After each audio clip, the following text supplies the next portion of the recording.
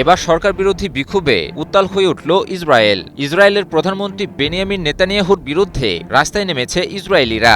Gaza, Lebanon আর Iran সহ পুরো মধ্যপ্রাচ্য জুড়ে যে উত্তেজনা বিরাজ করে রেখেছিল ইহুদিবাদী দেশটি, সেই উত্তাপ কি এবার উল্টো নিজ দেশকেই অস্থিতিশীল করে তুলবে? এই বিক্ষোভে কি পতন ঘটাবে নেতানিয়াহুর? প্রশ্ন হলো, হঠাৎ করে দেশটির জনগণ সরকার বিরোধী বিক্ষোভে ফুঁসে উঠল কেন? সম্প্রতি ইসরায়েলের রাজধানী তেল আবিবের হাবিমা চত্বরে অনুষ্ঠিত হয় সরকার বিরোধী বিক্ষোভ। 2023 সালের 7 অক্টোবরে হামাসের হামলার ঘটনায় স্বাধীন তদন্তের দাবিতে আবারও রাজপথে নামেন ইসরায়েলিরা। অংশগ্রহণকারীরা অভিযোগ করেন, হামাসের হামলা প্রতিরোধে সরকারের ব্যর্থতার প্রকৃত সত্য এখনও জনগণের সামনে আনা হয়নি, আর সেই কারণেই তারা একটি স্বাধীন রাষ্ট্রীয় তদন্ত কমিশন গঠনের দাবি জানিয়েছেন।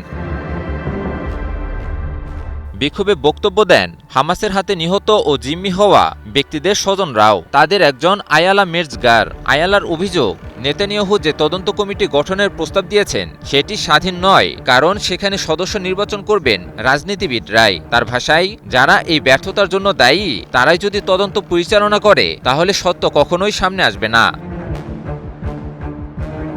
বিক্ষোভে আরও বক্তব্য দেন নোভা সঙ্গীত উৎসবে নিহত ২৬ বছর বয়সী তরুণী ওরিয়ার বাবা এরান লিটম্যান। আবেগঘন বক্তব্যে তিনি সরকারের প্রতি তীব্র ক্ষোভ প্রকাশ করেন এবং বলেন তার মেয়ে রাজনৈতিক ও ধর্মীয় উগ্রতার বলি হয়েছে। লিটম্যানের বক্তব্যে ছিল গভীর হতাশা এবং ক্ষোভের প্রকাশ। তিনি বলেন, সরকারের ব্যর্থতা এবং দীর্ঘদিনের সংঘাতের রাজনীতি অসংখ্য পরিবারকে শোকের মধ্যে ডুবিয়ে দিয়েছে।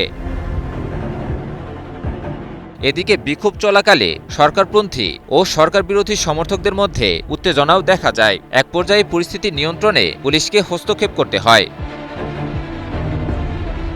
বিশ্লেষকদের মতে, এই বিক্ষোভ কেবল 7 অক্টোবরের ঘটনা তদন্তের দাবি নয়, বরং নেতানিয়াহু সরকারের প্রতি ক্রমবর্ধমান জন অসন্তোষেরও প্রতিফলন। যুদ্ধ এবং নিরাপত্তা সংকটের মধ্যেও ইসরায়েলের একটি বড় অংশ এখন জানতে চায় সেই ভয়াবহ হামলার দিন আসলে কি ঘটেছিল এবং দায় কার ছিল। আমি ভরসা রাখি হিরন স্মার্ট ওয়াটার পিউরিফায়ারে।